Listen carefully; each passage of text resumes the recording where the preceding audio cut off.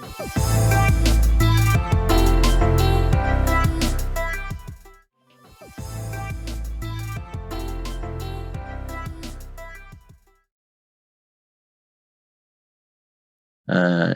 everyone. I hope you're having a lovely evening. I would like to say welcome to our 8th Blue Health Virtual Seminar. Blue Health Virtual Seminar is a platform that allows health professionals to discuss current management updates of different health-related topics for better patient care. And this program is brought to you by Blue Health Ethiopia, a medical consultancy company founded by medical doctors and a computer engineer. And we aim to be an influential healthcare leaders in creating a skilled community through easily accessible knowledge in preventive medicine. I'm going to be your host, Adam Getachew. I'm the co-founder and CTO at Blue Health Ethiopia, and we are honored to have Dr. Betelehem Girma here with us. She's going to give us an update on approaching management of pediatric asthma.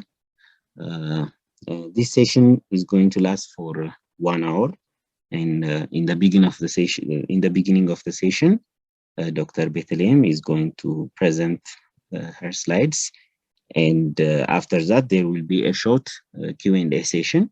So participants who have questions on the subject matter can write their questions in the Q&A section of the Zoom, and Dr. Betelehem will address a few of those according to our time. And if you have any other question that is not related to the subject, you guys can drop it in the chat box and we can respond to that. So this is a little bit introduction about the platform. So Dr. Betelehem, the stage is yours. Hello everyone. Is this audible? Yes. Hello everyone, this is Betelehem, a pediatrician. Nice to meet you all. And we're going to discuss about some points about approach and management of pediatrics. Especially, we're going to focus on the newly updated DINA 2021. And so these are my outlines. The introduction part will have the definition, the etiology, and the pathophysiology of asthma. Then we'll continue with the assessment of asthma. Then finally, we'll focus on the stepwise management of global initiative of asthma for in 2021.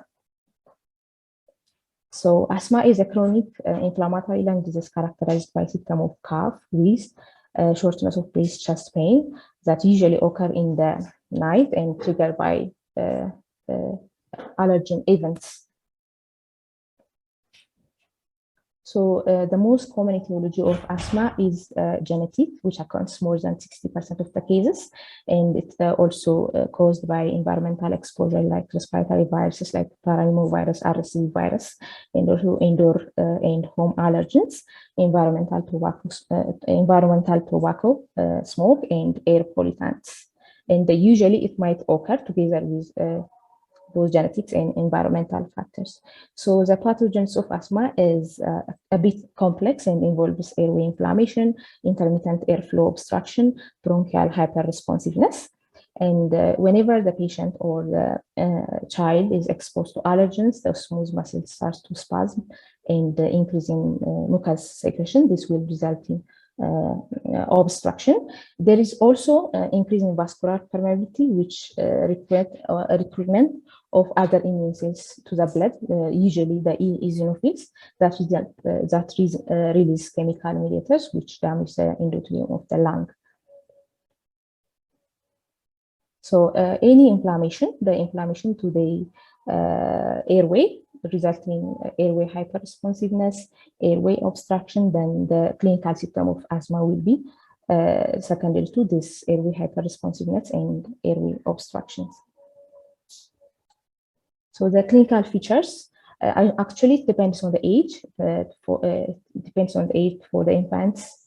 For adult toddlers, it might be different, but usually cough, especially worsen at night and in morning, and there is wheezing, shortness of breath, tightness, pain, or pressure in chest pain, and there will be trouble during sleeping.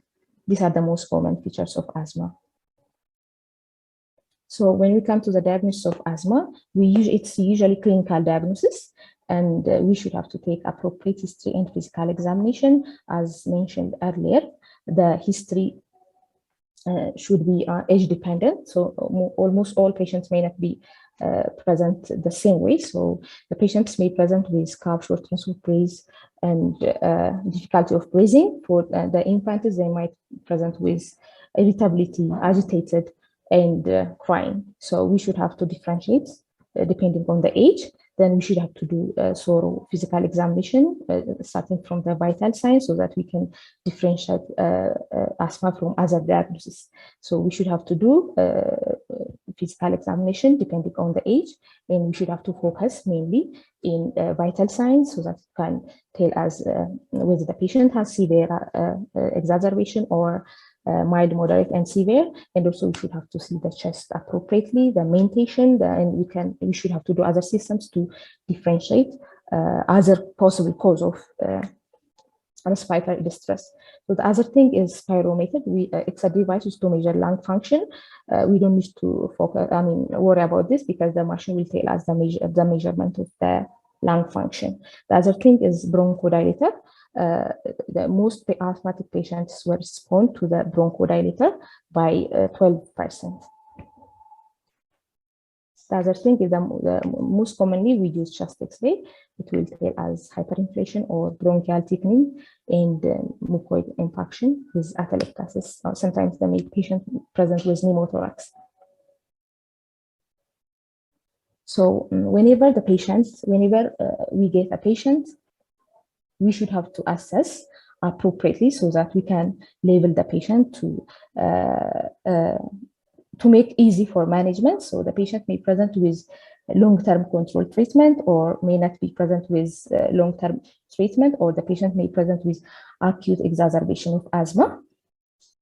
So we should have to see the patient sign and symptom in the last 4 weeks if the patient has daytime symptoms more than 2 times per week, or any limitation of activity, or any nocturnal awakening due to asthma, or need for reliever treatments more than 2 times per week. So depending on these symptoms, we can differentiate the patient controlled, partially controlled, or so when the patient has no any of the above symptoms, we can say the patient symptom is controlled. If 1 or 2 of the patient the symptoms are appeared, we can say partially controlled. If it's more than that, we can say the patient has uncontrolled asthma. So Global Initiative of Asthma has some risk factors. These are the modified risk factors. So overuse of SABA, which is short-acting beta agonist, and inadequate use of ICS or inhaled corticosteroids, which due to under-treatment, poor adherence, or incorrect inhaler techniques. Some comorbidities like obesity, chronic rhinosinusitis, GERD, and high blood eosinophilic count in the patient. These are the modified risk factors. So we are going to focus on the management of asthma, the stepwise management of asthma. So the goal of asthma management is to reduce risk reduction and symptom control, and the aim is to reduce the burden to the patient and to reduce the risk of asthma-related deaths, exacerbation, airway damage, and medication side effects. So this is the goal of asthma, long-term asthma management. So the newly, the updated DINA 2021 grouped the management according to age for those less than 5 years old, 6 to 11 years, and more than 12 years, and adults. So the updated, most of the management updates are for those 6 to 11 years and for adults. So when we come to age 6 to 11 years old, whenever we get a patient, we always need to assess the patient appropriately. As mentioned earlier, we should have to take appropriate history and physical examination, and we should have to confirm whether the patient has asthma or not. so that we can label the patient to stage 1, stage 2, stage 3, and stage 4. And after confirming the patient, we should have to look for a way of management. There are two ways of management. The one is control management, and the other one is relief management. So the control management could be classified into two. The one is the preferred controller, which always needs to stick to that management, and the other is optional management. So whenever we get a patient, after labeling the patient to stage 1, stage 3, and stage 4, we should have to stick to the preferred control method. And we have to give relief medications for age 6 to 12 years. So to start the management, we should have to label the patient as mentioned earlier. So stage 1 patients, whenever they are symptomatic for less than 2 types NMNs, and for stage 2 patients, symptom twice or above NMNs, but not daily. For stage 3 and stage 4, it's all the same, but the symptoms are mostly daily.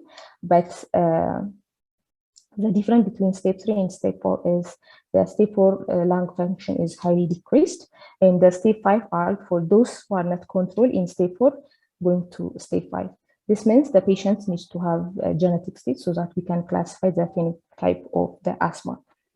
So the management for stage 1 preferred control methods, we usually give low dose inhaled corticosteroid whenever short-acting beta agonist is taken.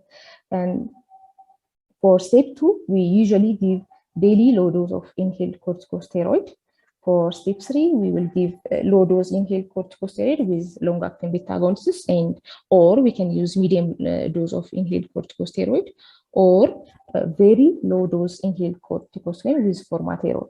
And for stage 4, we can use medium dose inhaled corticosteroid with long-acting beta agonists, and or low dose of inhaled corticosteroid formulate. And for stage 5, the patient should be referred to a specialist like pulmonologist or allergen specialist. We can give very high dose inhaled corticosteroid. So for these are the preferred control medication. If these are not available, we can use optional management. Like for stage 1, we can use daily low dose inhaled corticosteroid. For stage 2, we can use daily leukotriene receptor antagonist medication. And for stage 3, we can use low dose inhaled corticosteroid with low leukotriene receptor antagonist. For stage 4, we can use low leukotriene receptor antagonist medications. So this is this flow chart is used to simplify the previous chart. So whenever you get patients, you should have to assess and confirm the diagnosis. So and you are going to label the patient, then you will start them on control medications and relief medications. So sorry, this is these are the low, medium, and high dose of inhaled corticosteroid for children 6 to 11 years old. So for those age less than 5 years, as mentioned earlier, there is no any update, but we can discuss from the previous slides. And children less than 5 years, as earlier, we should have to see thoroughly, because patients less than 5 years old patient may present with frequent episode of wheeze due to viral infection, so that we should have to do we should have to take history appropriately, whether the patient has any risk factors like family history, especially first degree family history. If the patient has any fever and associated symptoms, whether the patient has food allergy, skin allergy, so that this will support the diagnosis of asthma. Otherwise, it's very difficult to diagnose asthma for children below 5 years, because patients may present with different, multiple episodes of wheeze due to viral infection.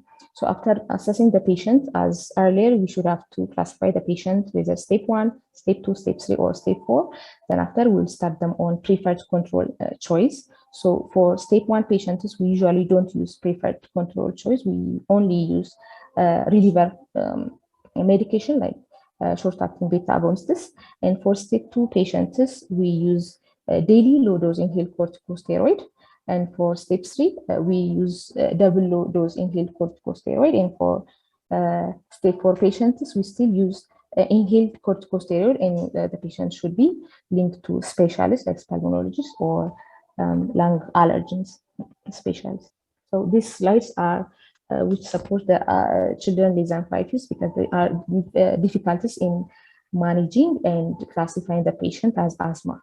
So in stage 1 patients, we give inhaled SABA for relief of these episodes, and the SABA more than twice a week or more for 1 month will it's a trial to manage or to diagnose asthma. In stage 2, still we can give short-acting beta agonists for 3 months, and also we can give daily low-dose inhaled corticosteroids. So when before considering step up to double low-dose inhaled corticosteroid, we should have to check the diagnosis, alternative diagnosis, because as mentioned earlier, there are multiple causes of wheeze in children less than 5 years of age. We should have to check and correct inhaler techniques, and we should have to check the adherence and any triggering factors. For stage 4 patients, we should have to do the above things, and we should have to link these patients to specialists. So these are the doses listed for children less than 5 years of age. So whenever we start in control treatment, the initial or before starting initial control treatment, we should have to diagnose asthma appropriately.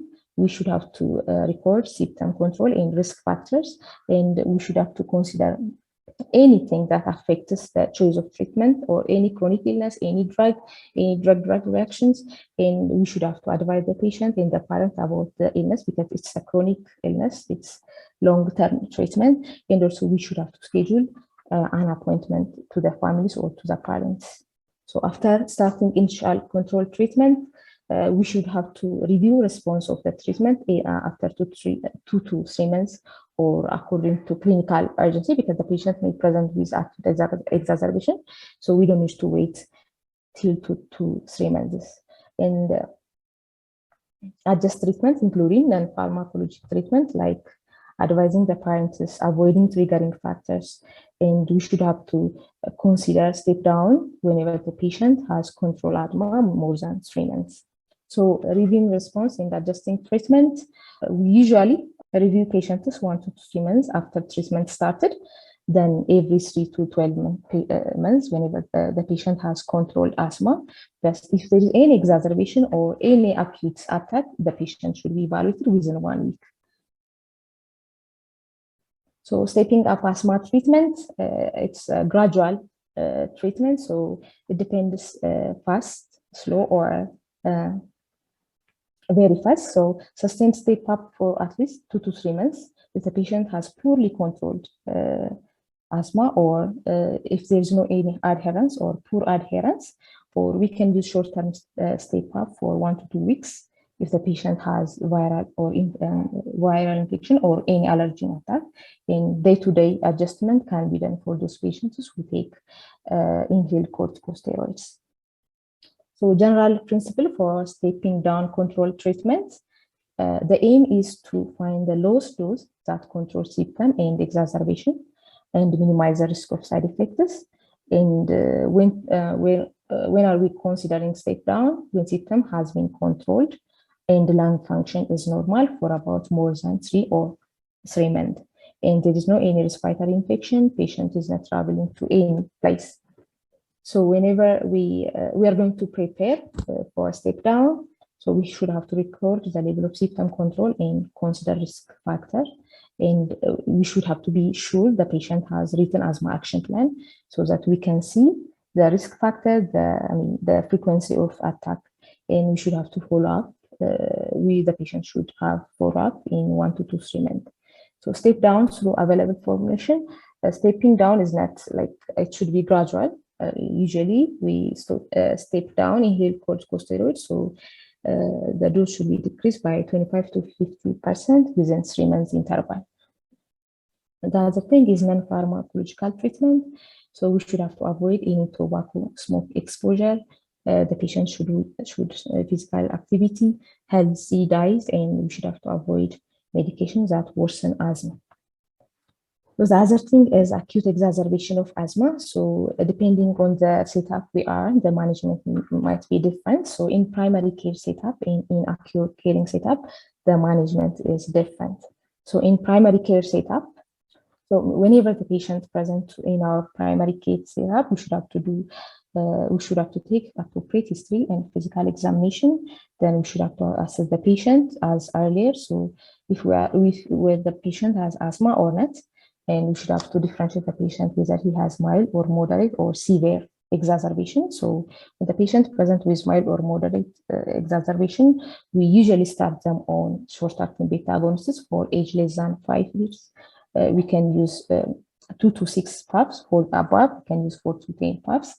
And we should, every 20 minutes for 1 hour, then we should have to start them on prednisolone, PO prednisolone, 1 milligram per kg. And we should have to put them on oxygen if the patient's oxygen or the measured oxygen is less than 94%. So if the patient responds for this management, we'll continue short-acting beta agonist for additional 1 hour, then we will assess the patient. If the patient has improvement, we can discharge the patient to home with follow-up within 1 week. Plus, we should have to give additional prednisolone, 1 milligram per kg for 3 to 5 days, and for those are adults, we can give 5 to 7 days. If the patient initially present with severe attack or any life-threatening condition, we should put the patient on oxygen. We should start them on short-acting beta agonist, and we should start them on systemic corticosteroid. And if the patient, if the mild to moderate patient and still responding, we still continue with the short-acting beta agonist, and we should give them systemic corticosteroid. So in acute care setting, as earlier, the patient always, when the patient present with drowsiness, confusion, or silent chest, this patient needs, this is a severe attack, so the patient needs to be taken to the ICU. In the way, we should have to start them on short-acting beta agonist. We should have to put them on oxygen. But if the patient present with mild moderate, and we should have to give short-acting beta agonists, we should have to put them on oxygen or oral corticosteroid. If still the patient is not responding, we should take the patient to the ICU so that the patient can get ICU care. This is in acute care setting. Whenever we are in primary care setting, we should give the primary care, then we should have to send the patient to the ICU or any better place. So whenever the patient is taken the ICU, so we can give short-acting beta agonists, and we can give IV corticosteroid, IV magnesium. So we will do the maximum effort not to intubate the patient, because there are some complications when we intubate the patients. So we'll do the maximum efforts not to intubate the patient. But if the patient is intubated, we usually prefer ketamine, so that's a bronchodilator drug, and we should have to adjust the machine, which coincide with the asthmatic patient, because we will prolong the expiratory phase of the machine. So management of or any acute exacerbation of younger children, these are 5. We should have to classify these patients to mild, moderate, and severe. So whenever the patient is present with altered level of consciousness, the patient is severe, then we should have to check the oxygen less than 92. If the patient's speaking words, if the pulse rate is more than 200 for those less than 3 years, and more than 180 for those 5 to 5 years, and the patient has central cyanosis, and if the patient has silent chest, these are severe attack of asthma. So whenever you get a severe acute exacerbation of asthma, we should have to keep the patient on intranasal oxygen. We should have to start them on short-acting beta agonists every 20 minutes for 1 hour, and we should have to repeat the same management for additional 3 to 4 hours if the patient has any improvement. And we should have to give them systemic steroid like oral prednisolone, 1 to 2 milligram per kg. And if these patients are not still responding, we should have to put them on ipratropium. And if still they are not responding, we can put them on magnesium sulfate for those who are above 2 years. Still, if the patients still are not responding for this, we should refer this patient to NICU, and the patient might need to have intubation. So any choosing inhaler devices for age less than 5 years, the preferred device for 0 to 3 is pressurized metered dose inhaler plus dedicated spacer with face mask. But we can use nebulizer with face mask as alternative device. For those 4 to 5 years, pressurized metered dose inhaler plus dedicated spacer with mouthpiece. We still can use pressurized metered dose inhaler plus dedicated spacer with face mask, or nebulizer with mouthpiece for face mask. So after exacerbation, the patient needs to have follow-up within 1 week. So we should have to arrange follow-up, and we should have to review the patient's symptom control risk factors for further exacerbation and further attack. And we should have to continue or give inhaled corticosteroid to control any acute exacerbation or attack. And if already the patient is a known patient and on control therapy, we should have to increase the dose for 2 to 4 weeks so that it will reduce the risk of exacerbation. And we should have to give a written asthma action plan so that we can see the signs and symptoms. And we should have to advise the patients, the parents, on adherence, inhaler techniques, and to avoid any allergens and triggering factors. So the primary prevention of asthma in children, the development and persistence of asthma are driven by gene environmental interaction. It's both genetic and environmental interaction. So even though there are limited studies, there are some recommendations. So they prevent based on high quality evidence. So these are to avoid exposure to environmental tobacco, smoking during pregnancy and afterwards, and to encourage vaginal delivery whenever possible, and to avoid the use of acetaminophen and broad spectrum antibiotic during the first year of life, and to identify and to correct the vitamin D deficiency, which usually correlate with the immune system in women with asthma who are pregnant or planning pregnancy, may reduce the risk of early life wheezing, but not asthma. We should have to avoid allergen, and we should breastfeed the patient whenever possible. So these are my references. If you have any questions, you're welcome. Okay, thank you so much, Dr. Betelehem, for the slides and the presentation. So participants who have questions regarding the topic can write your questions in the Q&A session, and Dr. Betelehem will address those questions. For the first question, what about the previous classification of asthma? Right? Yes. Previous classification of asthma is not used currently because Girma, Global Initiative Asthma, is approved every year so that we can manage the patients accordingly depending on the drugs we have. So the current classification, intermittent persistent, is not used currently, and only we can use mild, moderate, and severe for acute exacerbations, but intermittent persistent are not used currently. Rita Raghav Camila. How is the course of oral corticosteroid at discharge of the patient and in the subsequent follow-up? For those patients present with acute exacerbation and oral corticosteroid ለጀመርንላቸው after discharge, we should have to give for 3 to 5 days መስጠት ይኖርብናል። ግን 3 to 5 days ስለሆነ we don't need to taper ማለት ነው።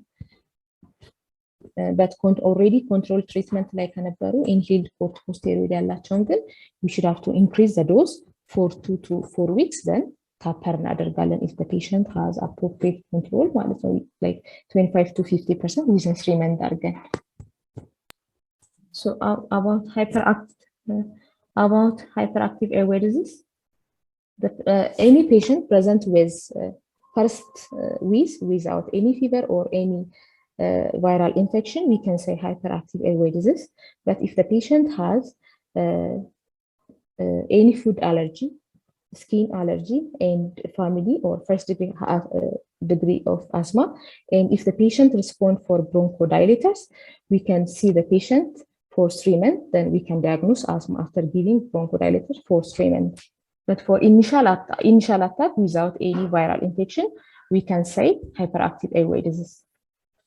When does age less than 5 years asthma is diagnosed? Okay, as I mentioned earlier, it's very difficult to diagnose asthma for those who are below 5 years of age because the patient may present with due to many reasons.